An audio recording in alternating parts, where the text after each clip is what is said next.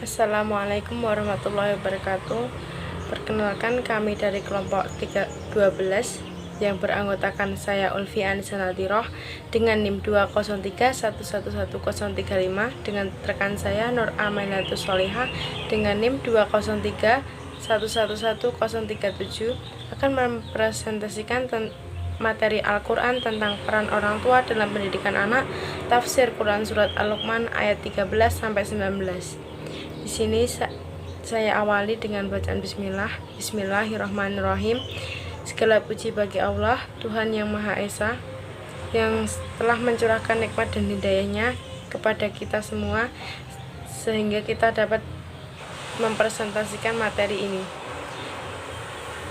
Langsung saja saya mulai tentang presentasi kali ini, yaitu yang pertama ialah pendidikan akidah. Nasihat pertama yang diberikan Luqman terhadap anaknya ialah, wahai anakku, janganlah menyekutukan Allah, karena menyekutukan Allah adalah kezaliman yang sangat besar. Maka seorang pendidik wajib mendidik anaknya agar mengesahkan Allah Subhanahu wa Ta'ala dari menyekutukannya dengan sesuatu apapun, bahwa pendidikan tauhid dan akidah merupakan pendidikan yang pertama yang harus diberikan kepada peserta didik, karena sebagai dasar bagi dirinya untuk dapat melanjutkan tahapan pendidikan selanjutnya, sebagaimana firman Allah dalam Quran Surat Al-Luqman ayat 13. A'udzu billahi minasyaitonir rajim.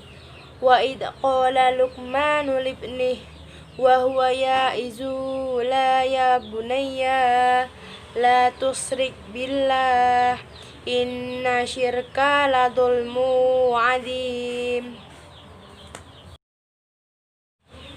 B. Berbakti kepada orang tua.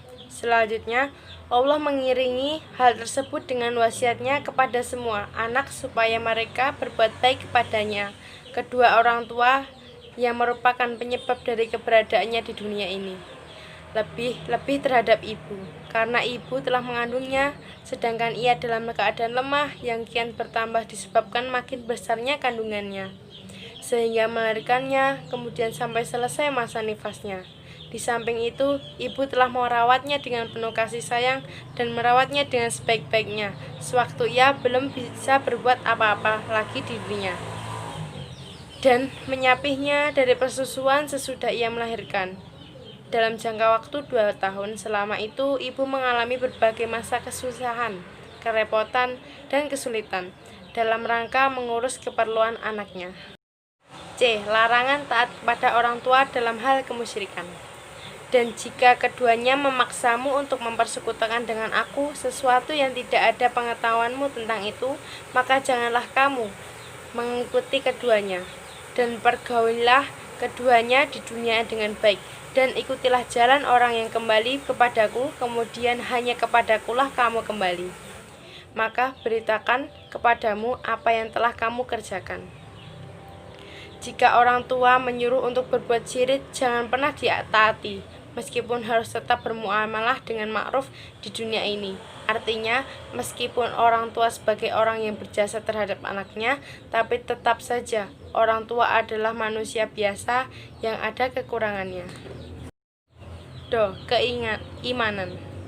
Luqman berkata, wahai anakku, sesungguhnya jika ada sesuatu perbuatan seperti biji sawi dan berada dalam batu atau di langit atau di dalam bumi, niscaya Allah akan mendatangkannya atau membalasinya. Sesungguhnya Allah Maha Halus lagi Maha Mengetahui. Quran Surat Al-Luqman ayat 16. Ayat di atas mengisyaratkan kepada anak-anak agar anak yakin bahwa apapun yang pernah dilakukan mereka maka akan dihitung. Dalam hal ini, orang tua juga harus mengajarkan kepercayaan atau keimanan terhadap Allah kepada anak. Dengan demikian, anak tidak berani berbohong di belakang orang tua, karena yakin bahwa Allah tahu apapun yang terlihat jelas atau yang tersembunyi, sehingga amalan sebesar khardal saja akan dibalas oleh Allah.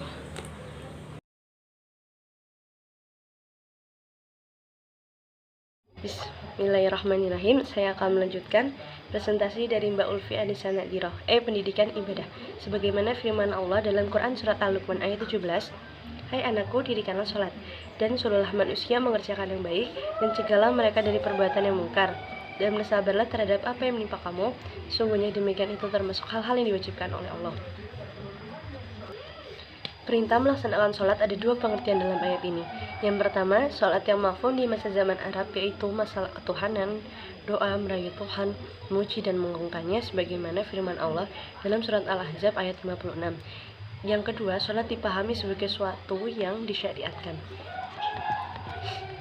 Sikap religius ini dapat ditanamkan kepada anak usia dini dengan memberikan berbagai kegiatan keagamaan untuk anak, misalnya mengajarkan anak sholat secara bersama-sama, melatih anak berdoa sebelum makan, sebelum tidur. Jika ditanamkan terus-menerus, maka nilai religiusitas anak pada anak akan tertanam. Luqman meneruskan dengan beban akidah, dengan perintah amar ma'ruf dan nahi mungkar, dan bersabar atas segala konsekuensinya. Segalanya adalah resiko dari pemegang akidah ketika melangkah dengan langkah-langkah yang merupakan tabiat dari akidah tersebut. Bersama dengan amar ma'ruf nahi mungkar, bersabar akan segala konsekuensi dan resiko yang harus dihadapi, maka seorang pendakwah harus beradab dengan adab seorang pendakwah yang menyeru kepada Allah, yaitu tidak sombong kepada manusia.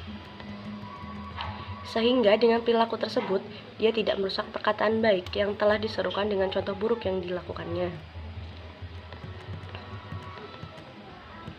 Motivasi yang diberikan kepada anak adalah orang tua menjadi teladan di depan anaknya. Dengan memberikan teladan yang baik, maka sama saja dengan beramar ma'ruf dalam bentuk mendirikan bangunan moral, spiritual, dan etos kerja pada anak. Seorang anak akan tumbuh menjadi pribadi yang jujur, berakhlak mulia, berani menghadapi tantangan, dan konsisten. Pendidikan akhlak. Sebagaimana firman Allah dalam Quran Surat Al-Luqman ayat 19 yang artinya, "Dan janganlah kamu memalingkan mukamu dari manusia yang karena sombong, dan janganlah kamu berjalan di muka bumi dengan angkuh. Sesungguhnya Allah tidak menyukai orang-orang yang sombong, lagi membanggakan diri. Dan sederhanalah kamu dalam berjalan, dan lunakkanlah suaramu, sebagaimana seburuk-buruknya suara ialah suara keledai." Nasihat Luqman kali ini berhubungan dengan akhlak, sopan santun berinteraksi dengan sesama manusia.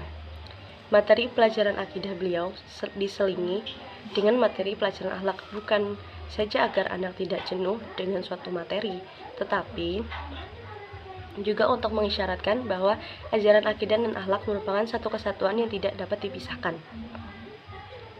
Beliau menasihati anaknya dengan berkata, "Wahai anakku, janganlah engkau berkeras memalingkan pipimu, yakni mukamu, dari manusia siapapun dia, didorongkan oleh penghinaan dan kesombongan.